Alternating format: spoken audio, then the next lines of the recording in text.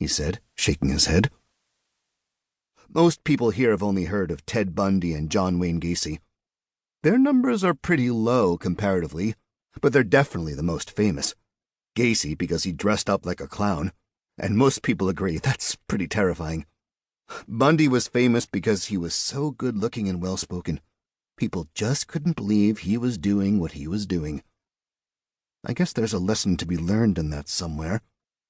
Say what you want about his lack of production, but in terms of style and originality, you have to give credit where it is due. Now, sure, Green River did bigger numbers than either Bundy or Gacy, but he also came along after they did, and it's always easier to build on what's come before.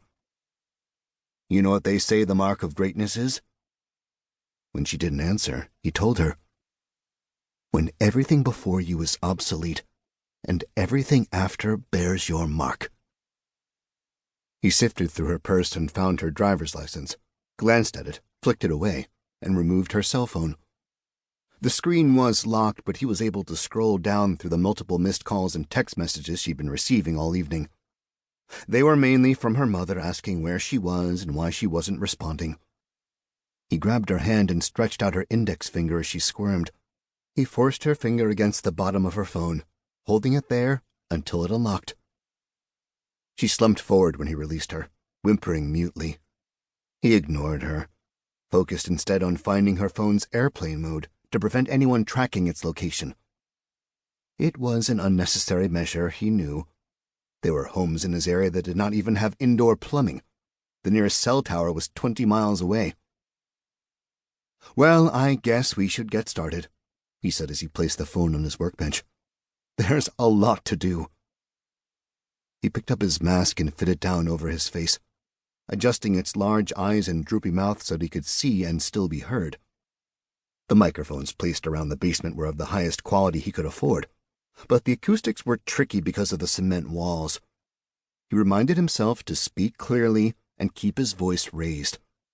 He would want to hear every word when he watched the video later. A vast array of tools lay assembled on the workbench, and he waved his hands over them like a magician about to perform a mystical deed.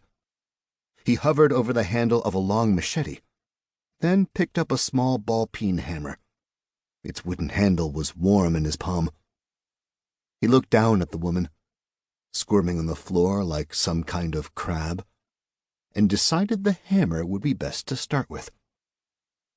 She trembled as he came forward in his mask, trying to scream but gagging on the rubber ball strapped between her teeth. He looked down at the dark stream traveling from between her legs across the basement floor toward him and stepped out of the way, hearing its soft trickle inside the industrial drain he'd installed 4 years prior. You know, I'm starting to worry that I gave you the wrong impression. I apologize if that's the case. He reached forward and unbuckled her ball gag, smiling when her eyes rose up to meet his. She spat the ball out and worked her jaw, trying to stretch out the ache in the sides of her face. She blinked, unsure of what she was seeing. In the foggy chemical haze, she thought his face might be melting.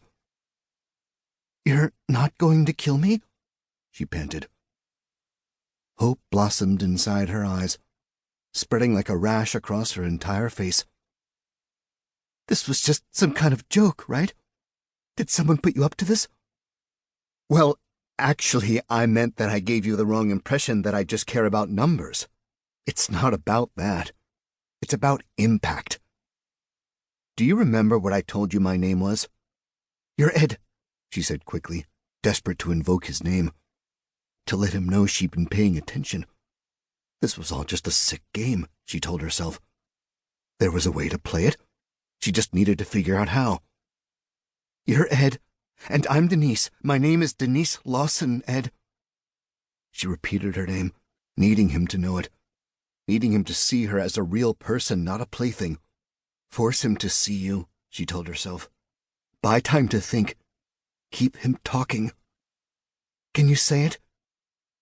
His head tilted sideways as he listened to her. "My name is Denise. My parents are going to know I didn't come home, Ed. Do you know why I sat down with you at the bar tonight? Because you have come..."